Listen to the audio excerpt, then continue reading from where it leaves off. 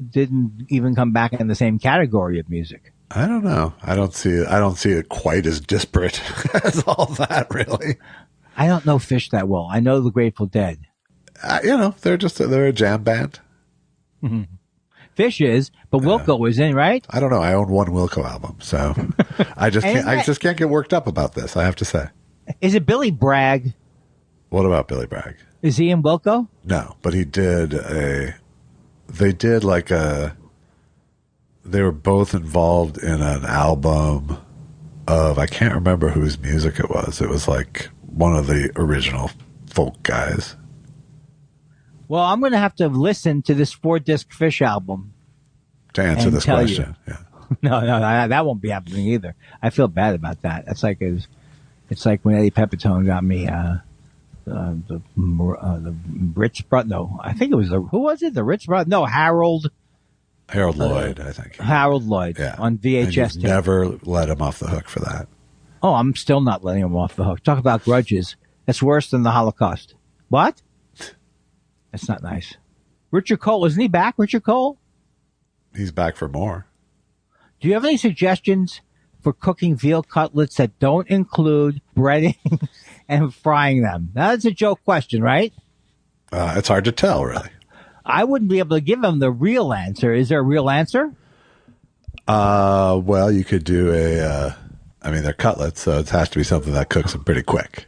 You could do a saute. You could do a veal piccata or a veal marsala. That's exactly right. Exactly. I can't eat veal anymore only because of the thing. Because it tastes like cruelty. Don't laugh at things like that. Andy, how great are the stars at night in Utah? Are they big and bright like Texas? Oh, Jumpy Bean. Sorry, I had to do that deep in the heart of Texas. How did I get that? Jumpy Bean says, Andy, how great are the stars at night in Utah? Are they big and bright like Texas? Did you see the spaceship with Shatter on it fly by? What does this mean? Like Shatter? Shatner is what it meant. Oh. In fact, the next thing is him saying, sorry, typo, Shatner, William Shatner. Oh, God. Wouldn't that be terrible if the one time I get to go to space, it's Shatner's return flight? Hey, move over there, kid. Well. Oh, you won't be happy just having someone call you kid at this point? Hey, kid. I'm just excited that Shatner is, I don't know what I'm going to say there. I just leaves me cold, that Shatner. I can't get excited about him anymore. Yeah. And what do you think, Takai said? I congratulate my friend. I doubt it. Even though we've had difficulties before. Oh, Netflix CAO. Okay, get me off of this. I'm looking at the news. Something doubles down on defending Chapelle. That's not good. You know, why would you double down on it? Why don't you, I would say, he's not available right now for comment. Mr. Serendos is in the desert of Utah at a resort. Now I think we've come to the end of the show. This is if I was hosting the show. Well, we've come to the end of the show. I'd like to thank my. I don't want to be in charge. Check out Andy's weekly Instagram show, Keister versus Kindler. Is that what it is, or Kindler versus Keister? We mix it around. The Banter Twins. Every Tuesday. The Banter Twins. Every Tuesday at 9 PST. And or also, as I like to call it, Andy's moonlighting. I was in. Are you moonlighting, Alice? I did actually, to get sitcom work. I put on episodes of Moonlighting in a small theater in Pacoima, and it really picked up some heat. Wow, your word association skills are askew today. Really. If you're in Minneapolis, can we plug your gig, or is it too late? It's not too late. November 6th, I'll be at Acme celebrating Acme's 30th anniversary show. Check out my album or Andy's album, Chunks or Hence the Humor, respectively. If you want to support our show, go to buymeacoffee.com/thoughtspiral. And if you want to hear me hang up, you don't have to wait long. Andy's having a sandwich, and he's having a sandwich, and he's having a sandwich. Sting, sting, sting, sting, sting. Can I have a potato?